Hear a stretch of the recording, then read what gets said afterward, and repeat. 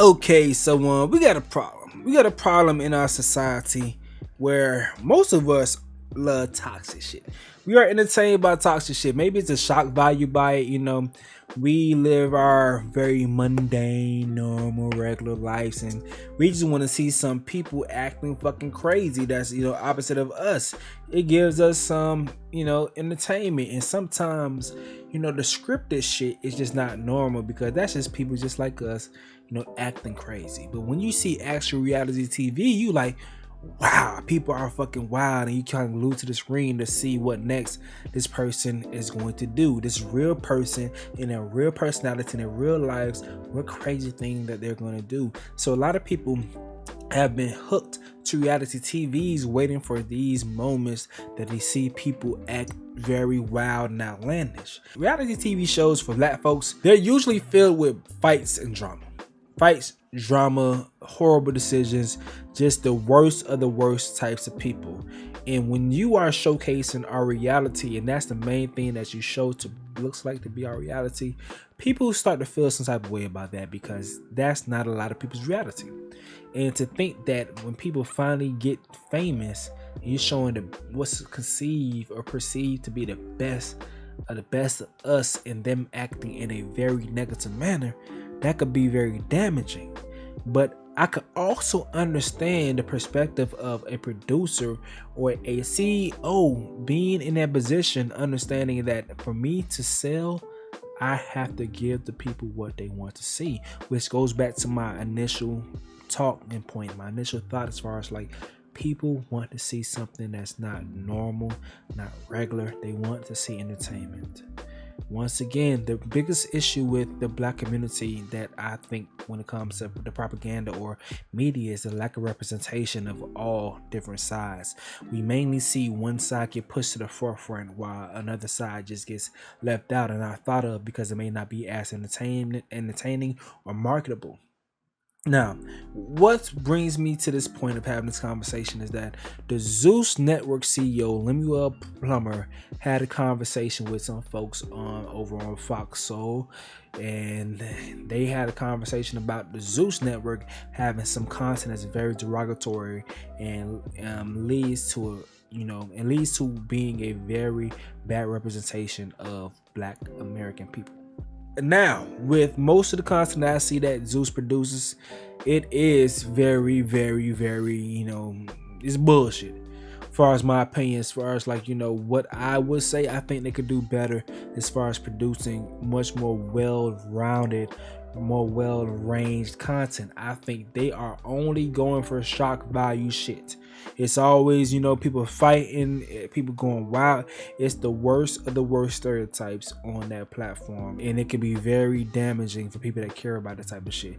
Me, I just look at that website for being what it is, or that streaming platform for being what it is, and just like, okay, boom, that's that. But I'm not going to take that to be a representation for our entire culture. But some people do. Now, we're going to listen to the Zeus CEO being pressed about the content that's on the platform. Let's get into it.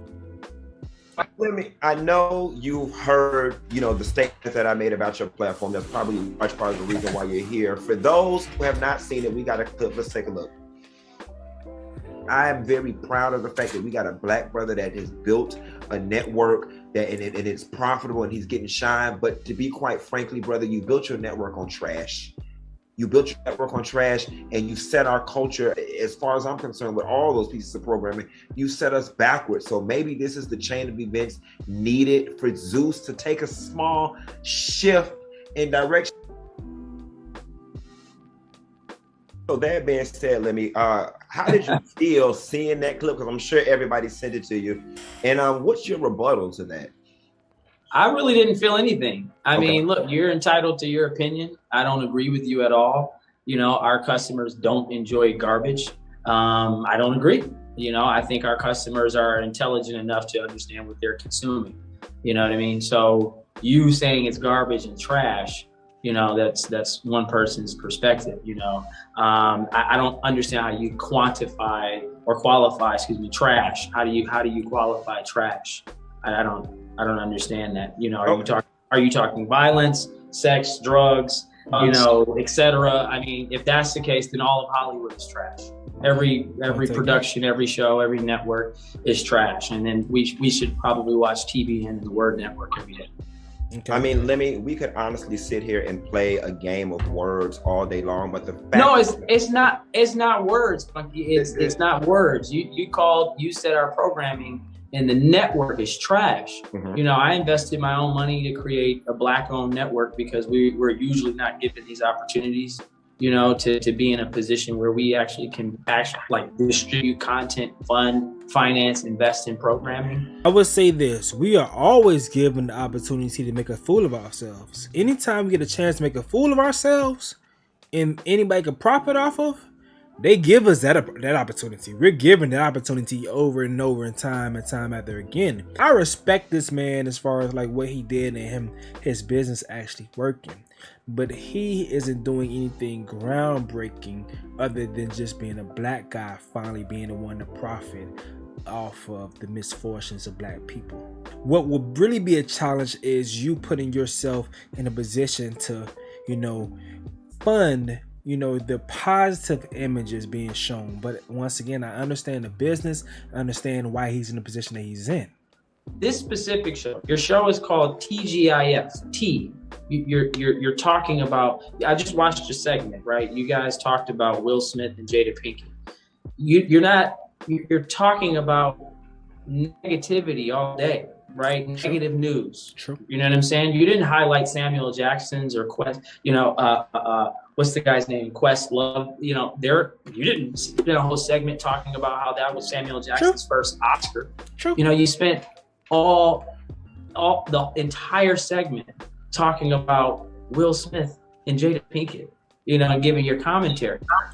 And what he's doing is attacking the mind state of someone creating content with understanding what people want to see.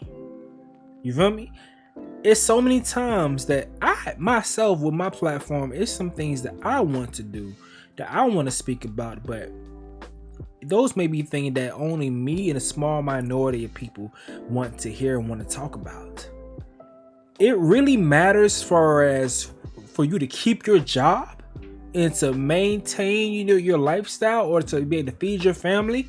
You have to give the people what they want. And it's a very frustrating thing. I remember when Tupac said that, you know, when you're young, you fight against the establishment. You fight against the way things are.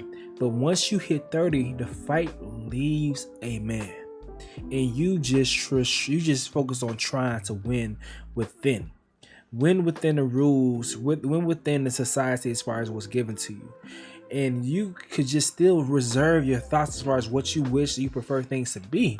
But at the end of the day, you could do that all you want to, but for you to actually be able to thrive and survive, you have to play by the rules. So what this guy is saying, if I'm going to be in this industry, at least let me, being a Black man, be the one that's making money off of these things rather than some guy over there that's not from the culture. At least let me be the one. And I feel him understand the argument, the point that he's setting up right here. Let's keep listening.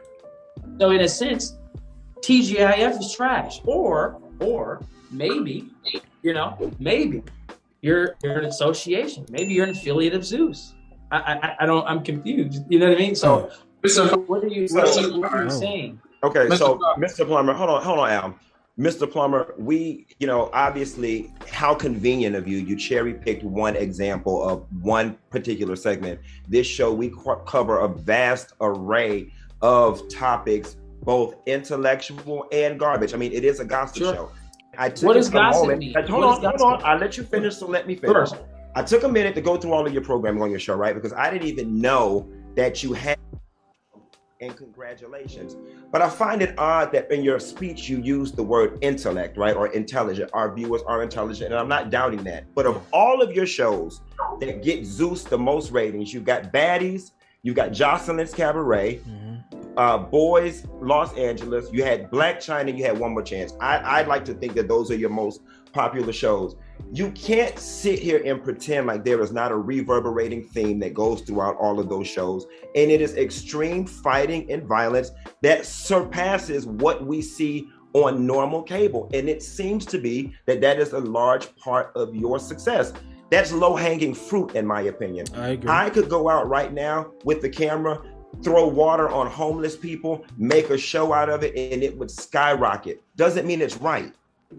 You're completely wrong. I agree with what he's saying. Being a content creator, I agree with what he's saying. Even my thumbnails, I know a few things that's going to get me a great click-through rate. The click-through rate is the percentage of when someone sees the thumbnail when they're gonna click on it. Me, it's either it's gonna be a sexy woman, if it's not gonna be a sexy woman, or it's gonna be my face, or if it's going to be a man, a topic about a man, he has to be super famous and it has to be a very relevant topic.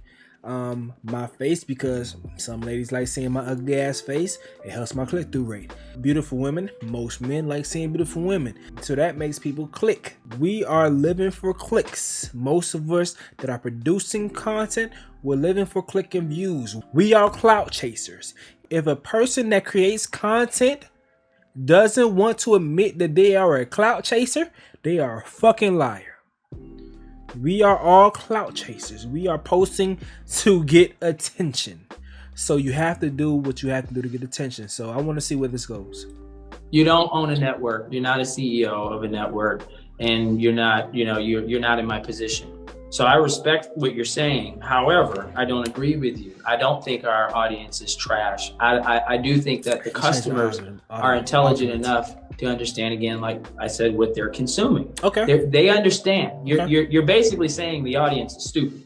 Right? No, he's an argument. We have a ton of subscribers, right? They understand what they're consuming. That's true. You know what I'm saying? And so I think when you actually watch the shows, you reference Black China, you reference Bad Boys LA, you reference Jocelyn, you reference Patty. I mean, there's a lot of other storylines.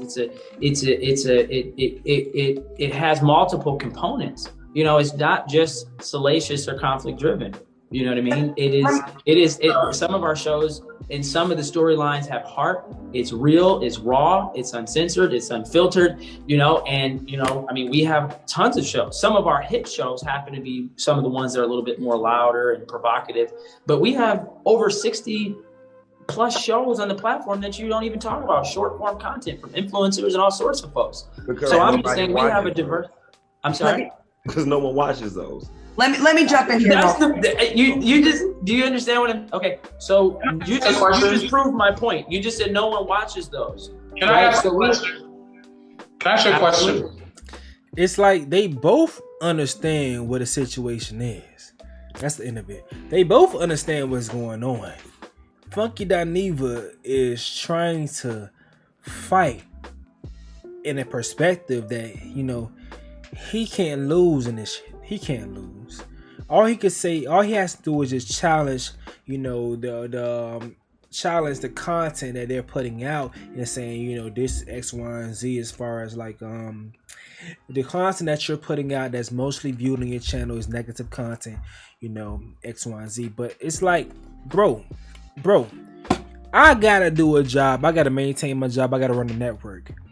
I could provide the content, but if people are selecting and they're choosing to view this type of content, it's best for me to continue creating this type of content because this is what's bringing the money in. I invested in this and I have to. If this is what people want to see, I can't even afford to try to force people's minds to not want to see what they fucking want to see. I'm going to give them the other options, but if they're not clicking on it, what the fuck I'm going to do? What the fuck I'm gonna do? And I understand that shit, bro. I understand that shit. Even when it comes to certain things that I post on my channel, maybe it's the algorithm, maybe whatever. I can't. What I'm gonna do? If the people want to see this, I have to give them that. I can't force them to click on the other shit.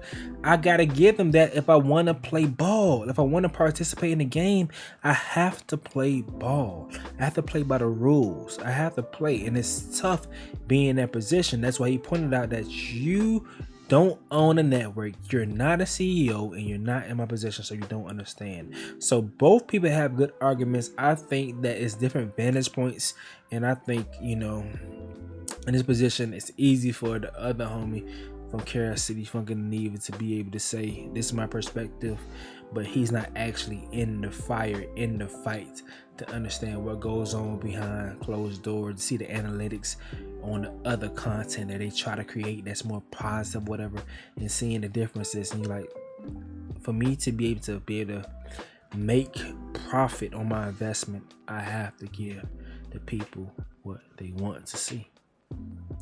It is what it is. It is what it is, man. It's your boy Stacy, man. I don't know which channel I'm posting this shit on right here, but make sure y'all smash the like button and subscribe if you're new. I'm going to sign out, man. We'll see. Yeah, I'm out.